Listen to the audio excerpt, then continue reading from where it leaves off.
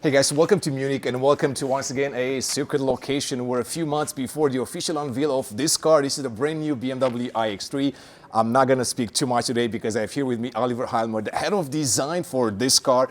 For M cars and other cars, Oliver, we've talked. I guess everybody knows Oliver by now. So I'm going to dive right in this video. I really want to know everything there is to know about the BMW iX3 when it comes to the exterior and interior design. So I'm going to start right away with the first question. Tell me what's new on this Neue Klasse Design. So, Horatio, first of all, the entire car is new. Every surface is new. And the mindset behind is new. And that was important for us to look back into the brand's beginning, Neue Klasse, find the spirit of that decade and then bringing it back into the future. Which means that we said, let's focus on clean and monolithic surfaces. But pay a lot of attention to every detail. And that's what you're going to find in each of those corners is like how much love we, as designers, the design team put into each of these areas, especially the kidneys, for instance. Okay, so let's talk about heritage, because a lot of people are always concerned about either you're changing too much, you're not changing enough. With this car, you've clearly changed quite a lot. And I've joked about this car a few months ago, actually last year, when I said that you guys are going from like these grills and this grill to like this tiny grill. How do you still connect this to the history of BMW? So actually, when you zoom out a bit, looking into that new light signature, honestly, it will remind you of the past. That's first. And what we said is, let's focus on, let's say, the iconic elements of the past. It is like this shark nose. You know, we always have this kind of lean forward light signature, which you're going to find here in that car as well as in the past. Like this forward pushing front end, then the connection, this horizontal orientation in combination with then a kidney that is just implemented with radar functions. Okay. And what is important as well, we are talking about an electric car, the kidney, there's a lot of, let's say, it's like a jewel piece. You see the depth in it, you see that it's colored, you have this kind of 3D effect. So we said, if that's the detail, if that is kind of the anchor of BMW, of Freude, let's focus on that. Okay. And the shape of the kidney is basically... So why this shape though, right? Because it's very different than anything that we've seen so far. So I think, looking into the future of BMW, we said, let's find a unique, iconic front end for sedans and for SUVs. Okay, so for differentiation between the two. That's important, and we did that in the past as well, but here we said let's make it even clearer. And since we are talking about an X model, we said let's emphasize the verticality and focus on the overall appearance, and that's the reason why the kidneys are narrower but taller. Okay. Now let's talk about the kidney grill as far as this light construction, right? So, I mean, this is clearly something you've never done before, right? Yeah. I mean, you're replacing the iconic kidney grill with something that's also closed up, but it's also made up of light. So maybe walk me through that design piece right there. Yeah, so first of all, we replaced chrome with light in order to get into this more modern approach. But you need to zoom out, you need to understand the front end as a whole and the light signature, the front as a whole. Coming from outside, we still have this kind of four eyes, which is BMW typically, not round anymore, but having this kind of emphasis, this angle, which kind of emphasizes the dynamics of the front end. That's important. So this BMW front is dynamic but not aggressive.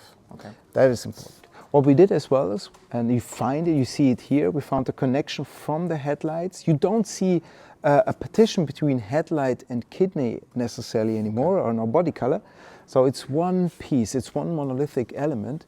The light functions are there. This is a connecting light, which we need technically normally as well as in order to being able to illuminate the grille. Okay. But for us, it was an opportunity as well to kind of emphasize the horizontal approach, which we always have in our BMWs. Okay. And the reason why we have this kind of three stripes here with this angle is, again, kind of connecting to this diagonal shapes outside, but as well creating a certain depth when you are looking at the car from further away. So, I mean, it makes sense, right? Because otherwise you'd be like more of a flat surface. You can't really see the depth of it and the design of it. So that's an interesting point. Any other design details at the front that you feel like your team is proud of?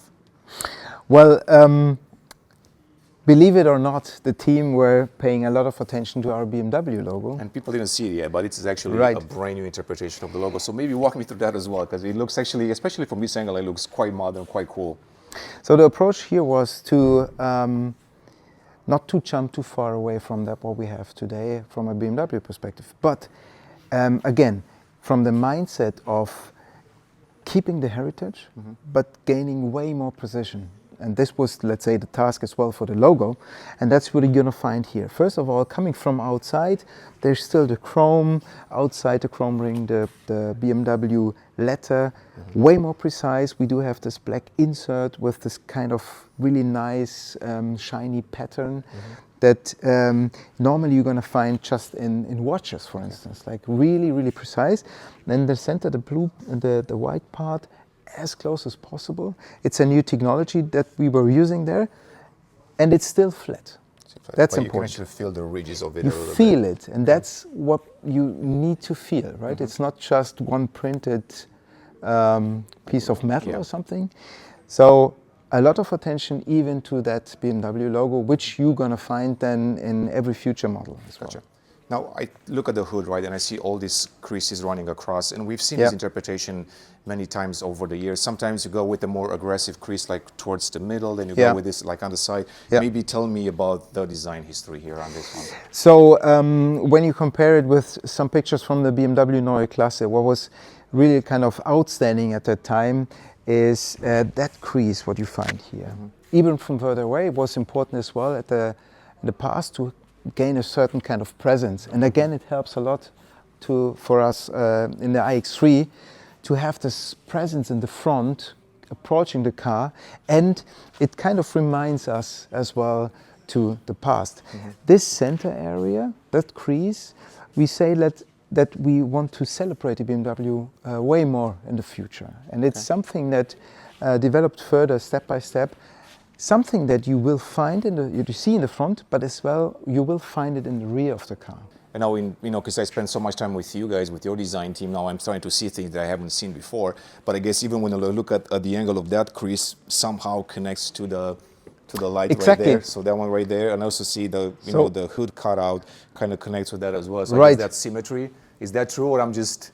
No, it's true, and it's as you can imagine, that's let's say in a design process, one of those moments where you understand that you still need 3D models, because there's so many perspectives you have to look at, right? So you're coming from here and you see, and sometimes visually your eye is connecting the things different. So technically it could be, from a geometrical point of view, it could be right to match it that way. When you're looking from further away, you see, no, it doesn't work. You need to push the line even further in, which then would be not correct, but visually it's going to be correct. Better looking. Yeah. Gotcha.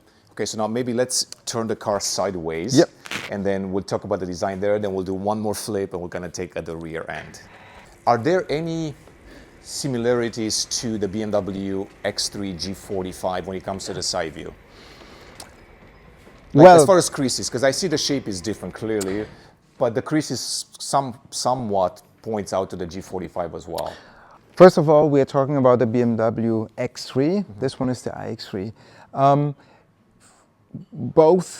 For both, it was important to emphasize, let's say, the strengths, to emphasize the wheels, the stance, and all that. It's a different body type. You said it. You mentioned already. The roof line is way sleeker. As well, due to the fact that we had, let's say, improved the aerodynamics a lot. But the rest of the body is still strong and still prominent. And then we kind of were focusing on the wheel arches a lot. So monolithic but emotional. You see there is a lot of attention again into how we treat it with the surfaces. Having a more soft core in that area in order to kind of emphasize the cleanness again. By the way, there's a little detail I will tell you soon. And then there is a sharp line there, which then creates a strong shadow towards the bottom in order to lift the body up even more.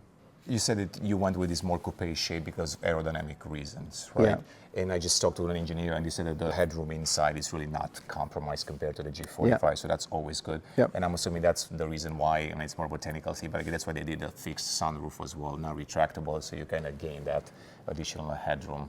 But it's just an interesting tidbit that I found out. But from a design perspective also, tell me about the handles as well. How do the door handles work? Because this is the first time you're using this type of door handles, and I've seen it on the prototype, and I'm assuming they pull out? So exactly. So as you get closer to them, or when you get closer, you touch, and then they're going to be pushed out. So how does this help you from a design perspective? Because I'm assuming from aero efficiency reasons, it helps you quite a bit when you have them flushed against the door. It helps a lot.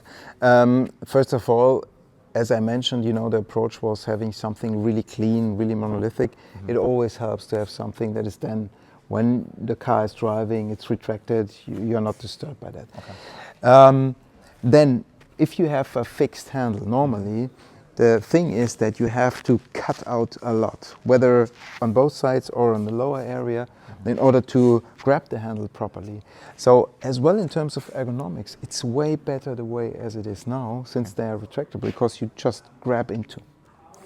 So it's actually more intuitive than other normal door handles. So it's, let's say, it's a win-win situation for the design, but as well in terms of function. Gotcha. Now, once again, you guys always talk about the big wheels, always emphasize the car. They're 22-inch wheels, but I still see huge fender gaps right there. Is that more of a packaging thing than the design, or? It's design because, as I mentioned, it's an iX3. So we were talking about an X car. X car needs to slightly off-road, show ground clearance, needs to show more clearance between the wheels and the wheel arches. As you have seen it already, the wheel arches are not round. They do have a certain shape in order to, again, emphasize that, let's say, find this connection to our X family. Yeah, that's always important to say, okay, it is clean, but it is robust at the same time. Gotcha. The one line that I love a lot on this car, and I can see the shape here and the shadows created, it's this shoulder line right there, which seems quite aggressive for a normal iX3, something you see usually on an X3M, for example, which we might see one day. But once again, what's the reason for that line right there? Because it's a lot more obvious than on the X3, on the G45, for example. It's interesting because it's, again, it was a benefit of, let's say, the package and the aerodynamic requirements. So, and that's something you know as well. Normally, from aerodynamics, it's important that the greenhouse is going to be pushed inside the further you're coming to the back. And this is what's happening there as well. And that creates a shoulder, which we are totally happy about, you know, because it's really, and again, from this perspective, it really emphasizes that kind of stance, what we want to have. So it's a win-win of the package and the aerodynamics. And again, you see this sleek roof line. Maybe but we it's turn still the car around. Maybe it might be a little bit better. So maybe we do that, and then we can take a look at the one more time. That's perfect. Let's do it. Maybe we wait for the guys to turn the car around. Here's one detail. Sure. And I don't know. Are you missing something? Yeah, I'm definitely. Maybe not. I'm missing. Which part? Okay. Do you want to film it? Yeah, let's film it. Let's just go back and film it. That's a surprise. Yeah, Horatio I don't know, isn't it? doesn't. Haven't noticed. Not yet. This is that's. It's true. We need to celebrate it. Yeah, exactly. I don't know. I'm Otherwise, it's like, I know it already. You need to come closer. Can't think of. So that section. Okay. See it. Okay. Normally, you do have like an additional finisher there, which is kind of covering the waistline for the rubber and all that. The engineers achieved to create the door without that finisher, which again kind of really looks very clean. It's clean. It's way more precise. It looks way more like high-end. So that's a detail which, by the way, brings you closer to then this connection of, oh, it looks like a concept. Yes, because in a concept we normally don't do this finisher. Because you don't have to. Right. All right, so let's talk about the rear right now, because I mean, clearly things change here quite a bit, and I do love the fact that you stayed true to the concept car, the Vision X. I mean, there are a few changes there, but once again, walk me through the design process here, and then we can talk about the logos because that's completely new. I can see a different font as well, and of course the logo as well. Yeah. So first of all, I think that's something you mentioned already, looking into the rear, looking at that corner. Here, it's like a really a win-win situation. We do have like a really good proportion, a really good package there, and we had to improve aerodynamics in the greenhouse, pushing that corner further in, and that kind of gained this strong shoulder at the right level. You know, it was important as well to have the right height there in order to let it appear like really strong. And it's really soft, and that's something where at BMW it's always important for us designers to find a nice connection as well. There is coming a, let's say, a more precise line fading into the surface almost seamlessly. So little details where modelers and designers paid a lot of attention to. And then, and this corner then stands in a strong correlation to that what we did then with the taillights as well, right? So we do have this kind of horizontal approach. You always find an interpretation of L, which is BMW typical, it's iconic. The lights are coming really close to the center, which again emphasizes the entire width of the rear. So using that to make the car look wider than it actually is, basically. Yes, and they're coming around the corner. You see they're coming out a bit as well in terms of aerodynamics, which helps us a lot to kind of, you know, have a really well-readable signature there. And then in the center of those taillights, again, you're going to find this, which we call it the valley for the BMW logo. There's always a cool name for something like that, right? So that's the valley, right? That's the valley for the logo. And another little detail is that visually, this kind of kink in the roof, which kind of improves the sportiness, is connected to that valley as well. Gotcha. So you can see that symmetry once again. Exactly. So you have a lot of horizontal shapes in the rear, but you also have this verticality. So you have the reflectors right there, but also the diffuser. What's the reason for that connection? Why would you not go with something that's more horizontal? What do you gain by that, basically? That's my question. So what I can say, basically, when you're going through, let's say, the iX3 from the top to the bottom, the more you're coming to the bottom, the more SAV it will become. Okay. So roof line really sleek, really clean, horizontal, soft. The closer you're coming to the bottom, the rougher it gets, and the more emphasis on, let's say, vertical elements again. And it's always the connection to the road, but as well as kind of having this kind of impression of robustness, and this happens as well in the center of that. Then there is this diagonal line, which is kind of the connection of the horizontal approach and the vertical one, which again helps us when you're looking from further out. Having an A shape in the lower area of a bumper always kind of emphasizes that connection to the road, right? Gotcha. It's more subtle, but visually it works really, really well. We've talked a lot about design. Before we go inside, I guess one thing that I mentioned earlier, that's a brand new font, right? So that's something that you haven't used before? Yes. Because, I mean, it looks quite digital, I would say, if that's the right way to describe it, or how would you describe that one? And also, why the connection to iX3 no space 50? Because you used to have like, okay, we're differentiating the models. Yeah, I think here it was important, first of all, with the Neue Klasse, we took the opportunity as well to improve the letters, but it's really subtle. It's nothing that is, it's similar to the BMW logo. Okay. So basically the typo is similar. Okay. But cleaner, we said the I is still there, so we don't have necessarily a separate I logo anymore, but we said it's an iX3 we want to emphasize. But mainly it's an X3. And that's important for us BMW, but as well for us customers. The customers are not buying an I, they're buying an X3.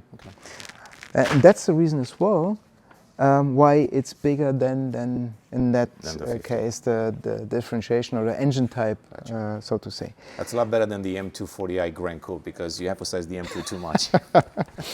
And what's interesting, so you have, when you know, from that perspective, you read X3. And you ask me, why no space? Why no space? Because then something interesting is happening. The entire kind of logo falls apart. visually. It was really interesting. We tried it. We said, okay, let's... Like I'm sure someone spent probably thousands of hours trying to figure out that space. A lot. Yeah, because it's so important. And then imagine that something like that, it has to work for every BMW in the future. So thinking about 3 Series, for instance, and just imagine what's going to happen with that one. Sure. Yeah. Okay, so we've talked about the exterior design. Now let's talk about the interior, because I guess there's a huge revolution going on in there when it comes to design. So we'll turn the car around, then we'll go inside and talk about that in 1 second. Okay, so we're inside the BMW iX3, and clearly, as you can see, it is a completely new design. We've got a glimpse of this as we drove the car also, but also in the prototype. I guess, Oliver, the main features here will be this new screen. I believe it's almost 18 inches in size, 17.9, I think. Yeah. Something like that. And also, of course, the panoramic iDrive, used to be a Panoramic Vision called. What were some of the design challenges to implement all of this inside the car? Because I'm assuming you had to probably move around the air vents. You got to redesign quite a bit because they're not there anymore because of that. So maybe tell me some of the challenges first to do this.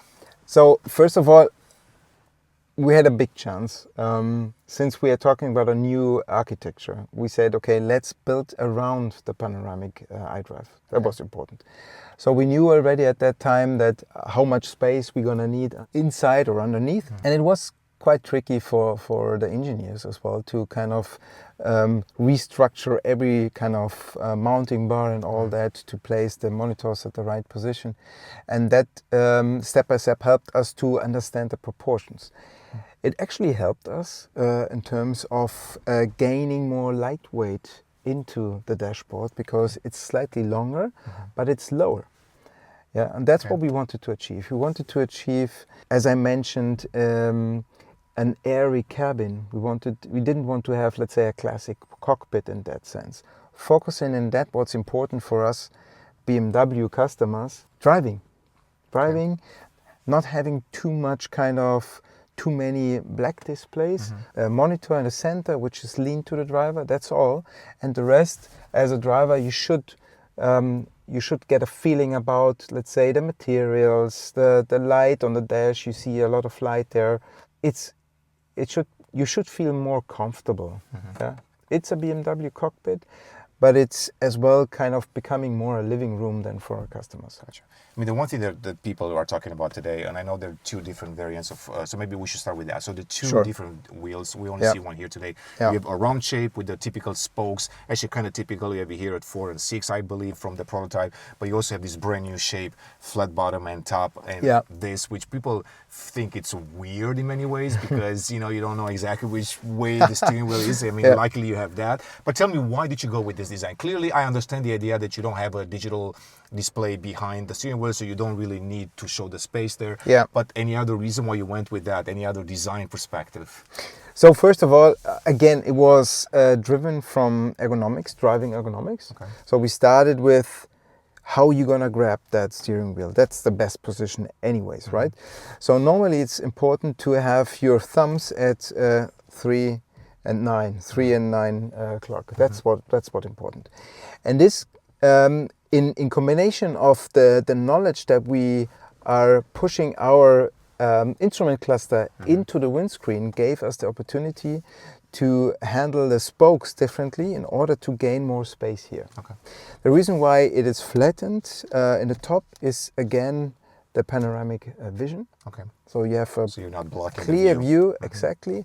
It's, by the way better in terms of adaptation. The lower area here is improving, let's say, the leg room. Then you have more space there. So that's the reason why we started with that layout. And for your fingers coming closer to, let's say, the functions what you're going to have in the steering wheel. Easier to reach. Exactly. Okay. That's how it was then evolving, and that's the way how we developed it. Gotcha, understood. Now the other thing that I love quite a bit is this, even though in the iX I love it quite a bit because you have this empty space here, you can store more things. With this one you went more of a segmentation between the driver and the co-passenger, but I do love the fact that you're utilizing this space for more storage. So maybe tell me the idea behind this one. I mean, it looks like a floating thing, but then once again, it looks quite functional there. Why did you go with this interpretation versus leaving more of an empty space? Once again, a packaging thing, or? In the design process, we have been learning a lot, and not as designers, but as customers. Okay. The mobile device is already important. It's maybe the most important device what we have. what we understood is that we need to find the perfect place for our devices, which then came as the perfect area in the center, and it kind of helped us as well to kind of increase the sporty approach as well of a BMW. You know, normally it's not normal having space there. It's not necessarily sporty. So, and then we said, okay, if the mobile devices are there at the perfect place, you're able to see them. You know, if there's a notification. At least when you're standing somewhere, it's easy to reach. Then the cup holders are always important. You know that Especially as well, especially from the US perspective. So the most prominent space is for the most important parts for our customers. That was important. Easier to reach, easier to see. Exactly. Got it. Then we do have this little island, which is as small as possible for the main functions, driving indicator, so let's say hazard indicator and parking brake. Which people would say it's too simple because they would love to have a little bit more buttons, but that's a different story. Yeah, I've heard that. It looks cool from a design perspective. So you as a designer, I'm sure you love this. Most of the people, you know, they love to see more buttons, easier to use, but that's a different story for some other time. Now, so I understood this idea here. Now, let me go a little bit back to the space in here, because what I've noticed right now as you were talking that it's quite spacious, also lateral. Yes. So I can see the doors being scooped in quite a bit. Exactly, yes. And that's nice because, you know, we're both quite tall actually. Yeah. And you do have a lot of space, you know, forward and also sideways. Yeah. I'm assuming this is nothing new really. You've done this in previous products as well. Is there something special to this, or is it kind of the same curvature that you've had it before? Actually, it's similar to the other projects, Gotcha. to be honest. Yeah. So we are always trying to gain as much space as possible. But here, let's say the collaboration with all the engineers went really well in that sense that everyone understood, okay, we need to gain exactly that space, right? Yeah. As I mentioned in the exterior, the sleek kind of roof line might implicate that you don't have that much space. Getting into our iX3, you understand that it's bigger, it's way bigger. And in the second seat row, you do have more legroom. Actually, I'm going to add to that because I asked one of the engineers earlier before we start talking. He was telling me that you have the same legroom in the back as in the BMW iX5. Exactly. Which correct. is quite impressive. And right now, I mean, honestly, we push the seats all the way back so And we we're can have sitting space pretty to talk. comfortable. Yeah, comfortable. And you the have colleague the is video sitting records there right as there. well. Yeah, I mean, there's so much space there, and he's quite tall also, just like us. Yeah. So honestly, space-wise inside, I love it. It reminds me of the iX in many ways, and that's the benefit of this EV first architecture, being able to get this interior space, which I always tell people you're not going to get it in a conversion car like an i4 or an i5 or, you know, a flexible architecture, but you are getting in a car that was made for EVs. And honestly, space wise, if anybody's worried, we're not going to talk too much about this. There is plenty of space inside. Absolutely. Quite a bit. Absolutely. Let's talk about the seats a little bit. I know that I Yeah. cut you off a little bit on the Sure. other topic, but the seats, they're interesting also because you have a different shape than before. Yeah. A little bit. They're not benchy. They're kind of a little bit more scooped in from Yes. what I can tell. So walk me through maybe that idea. So first of We all, can show the B-roll, so we have to show the seat right now anyway, so yeah. yeah, so the headrest, first of all, I think there was, and I remember one of those key sketches at that time that I've seen. They were just simple shapes with reduced kind of stitchings and all that. So what the design team really managed to do is like to really follow that key sketch, and that's what you see already in the headrest, the shape of the headrest. Looking then at the seat, it was important to kind of emphasize the sportiness, but with different technologies.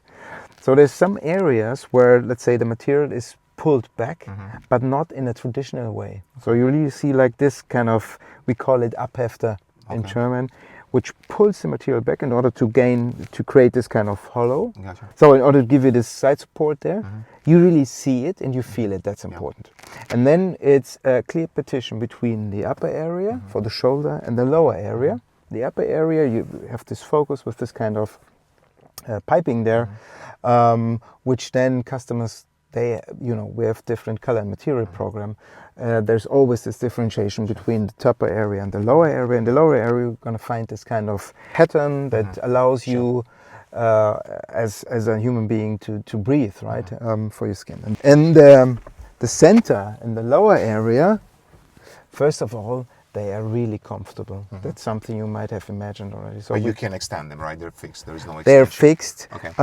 but we checked it with ergonomics because we have a lot of percentages of customers, and the seat has to fit for everyone. Gotcha. That was important. Okay. But first of all, it was important as well to get, let's say, the right support for driving dynamic, but having a different level of comfort in the future as well. Last point inside, and we can talk about the one last point before we end this video, but this is the only material choice that you'll have here on the dashboard, right? This fabric, kind of the way you see in the Mini. You used to be the head of design for Mini as well, and this reminds me of the Mini. Is this the only choice that you will see in the cars, or customer will have a choice to get maybe wood here or something else?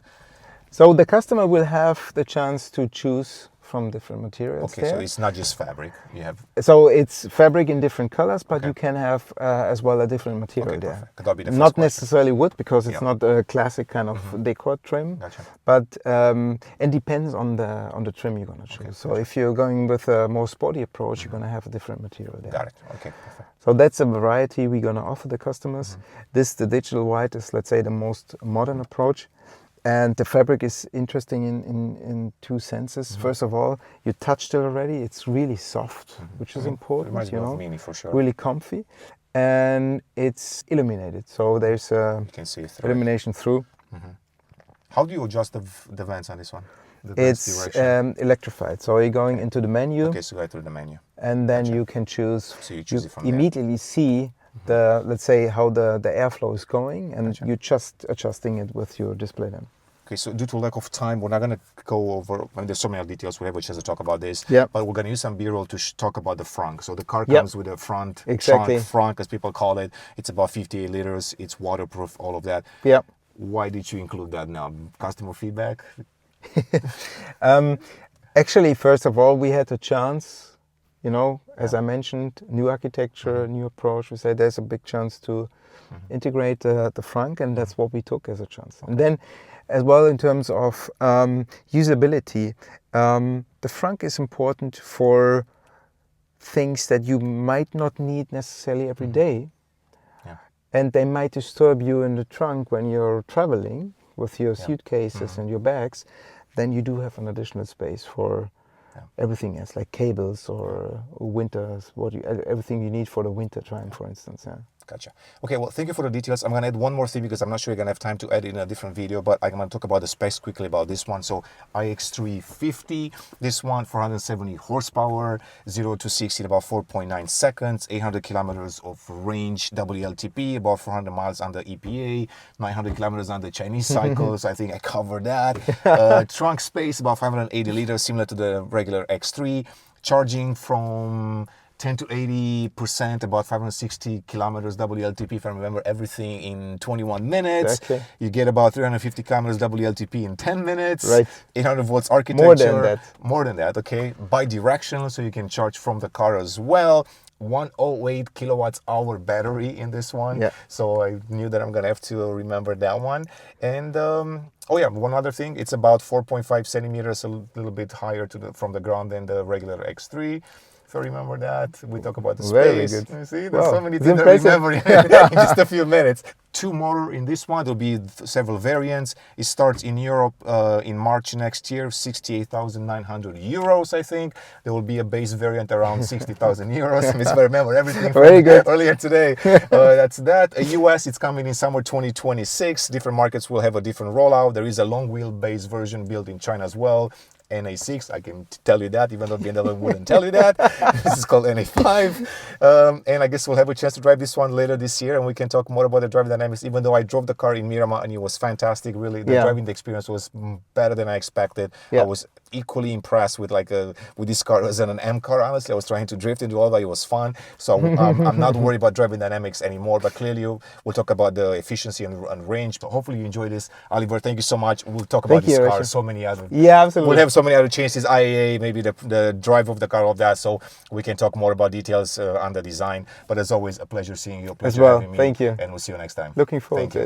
it. Thank you.